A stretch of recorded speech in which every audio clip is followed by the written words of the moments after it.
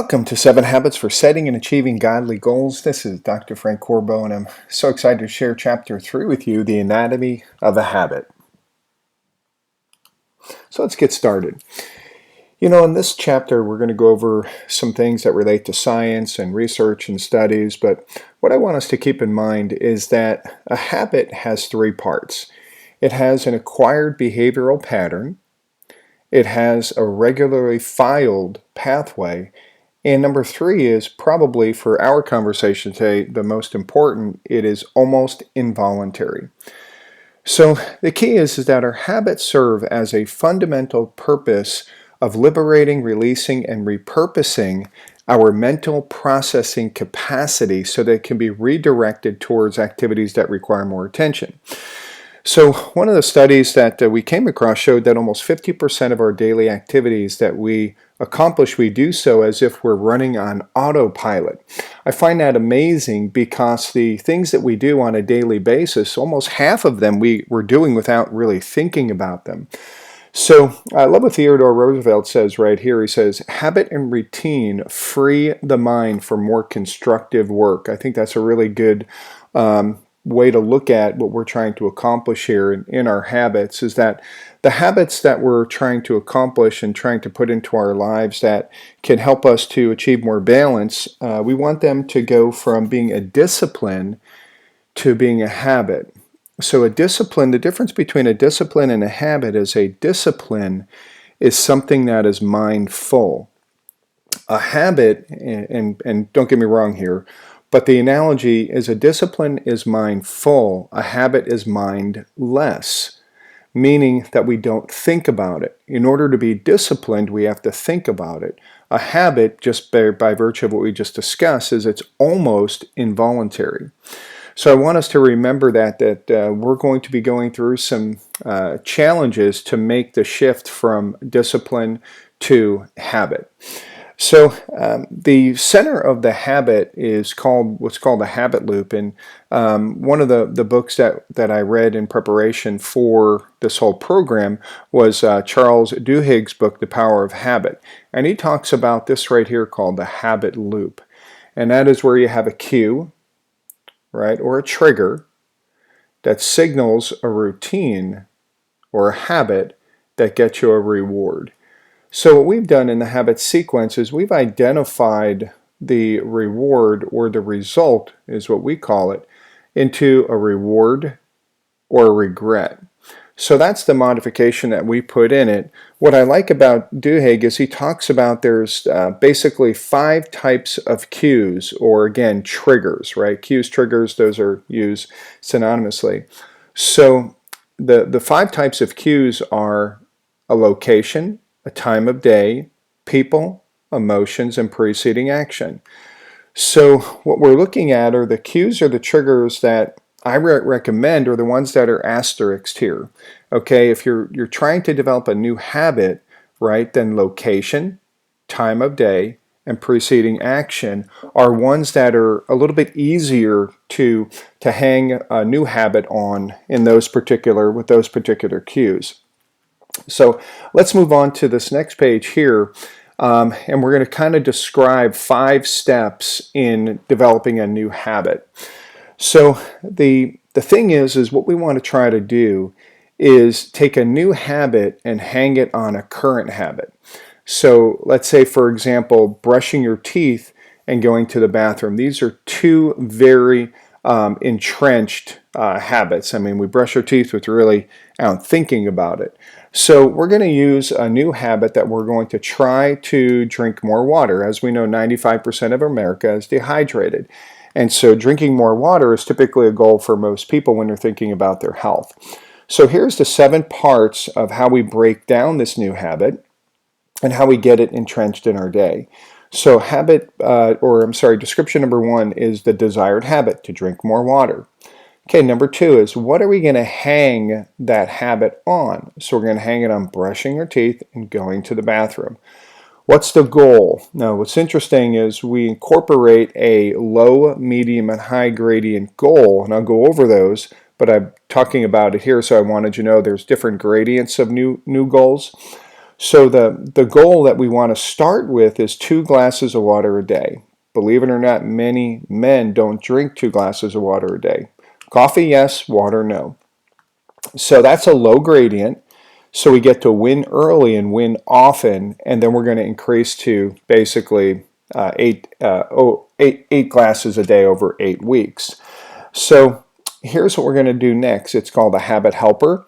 That's a chart or a checklist or those types of things that encourage us. Then we have the why. Why are we making that habit? Well, for overall fitness, water enhances all bodily functions and health. What's the reward we're going to put in place? Satisfaction of checking off the list, and also knowing that it will help us to reduce weight, enhance skin appearance and suppleness, and a bunch of other healthy reasons. Then the habit combo is to combine the goal to drink more water with the goal of maybe taking more nutritional supplements and those types of things.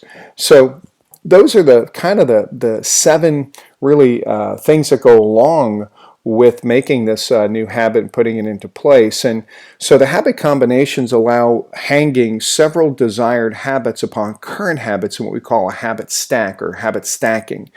And in the case of the above, where we started drinking more water, we added or stacked a second habit of taking a multivitamin as well.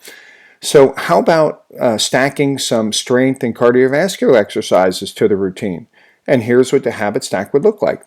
Okay, so again, a habit stack is putting more than one new habit into a currently entrenched habit. So current habit, brushing teeth, going to the bathroom.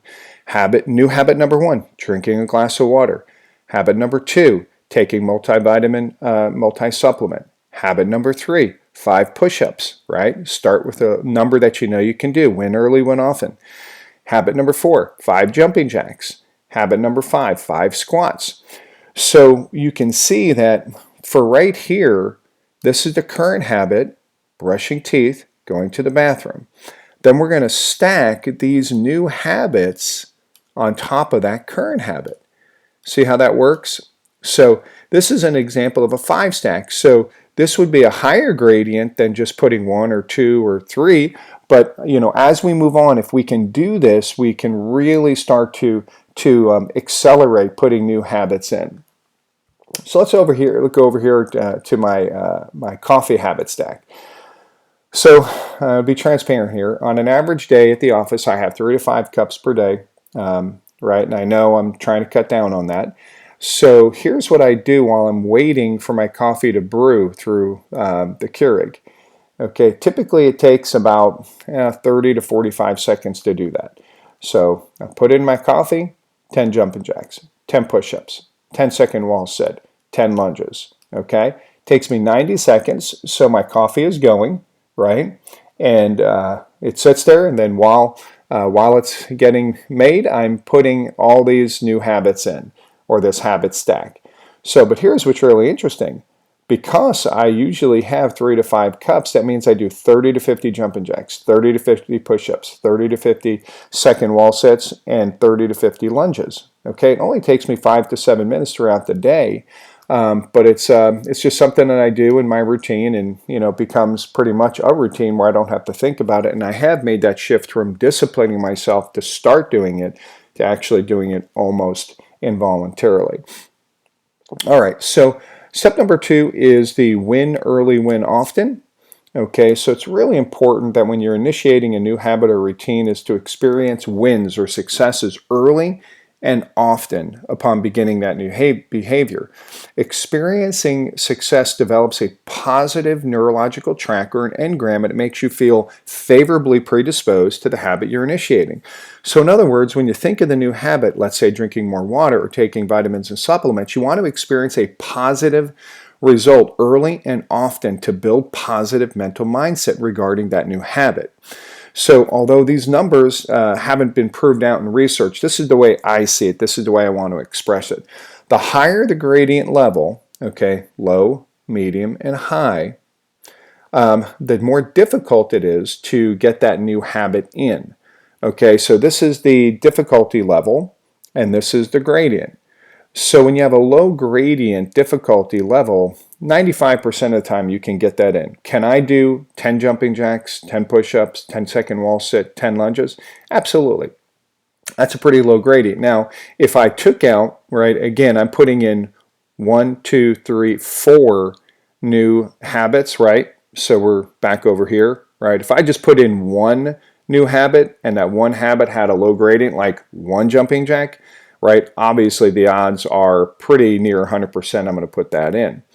So as we move up the difficulty in the habit, okay, we start to get less of an opportunity for success. So when you're starting a new routine or a new habit, the win early, win often gives you the opportunity to meet that goal and that habit. So that's what I always suggest, is start not with something that is meaningless, but start in a way that you know you can get there, and then you'll build momentum as you move forward. Makes sense? It's one of my favorite parts of setting new habits. Win early, win often. Number 3, reward yourself. Remember, you have the cue, the routine, and the reward. So in step 3 here, we have to further set your new routine or habit in place, be sure to reward yourself for the accomplishment. And be smart about it. Of course, you don't want to eat a whole bowl of ice cream after a 5-minute walk, but, you know, hey, a Hershey's Kiss is fine. Step number 4, commit to a plan. New habits don't just happen. We need to consciously work on how we're going to build them into our lives. And again, one technique is to make an exact plan and commit to it personally. And if you're comfortable, tell others about it. Science shows that when we tell others about this, this commitment, we're trying to carry it out, and we have a greater likelihood of making that work and putting that in place. And then number 5, stick with it. You know, it takes time to build a new habit. And this is one of the things that came out of the study, routines that become automatic. Remember, that shift from discipline to habit, that doesn't happen overnight, but it happens over time. And this study here, done by the research center here, found that it could take between 18 days and 254 days, right, to create or cement a new habit. So it would stand to reason that 18 days, the lower end, would be those that would more than likely be in the lower gradient of difficulty, right? The 254 days would be in the higher, that would be a habit that has a higher degree of difficulty. So that being said, I really trust that this was a helpful chapter for you, The Anatomy of a Habit. And if you want to read through the whole chapter, there's more scientific neuroanatomy in there. But the bottom line, once again, is a habit has 3 things. It has an acquired behavior pattern, regularly followed, and it's almost involuntary. So I hope that you'll have success in putting in your new habits. Send me over via email or text, what you're trying to put in, and I'll help to be an accountability partner as well.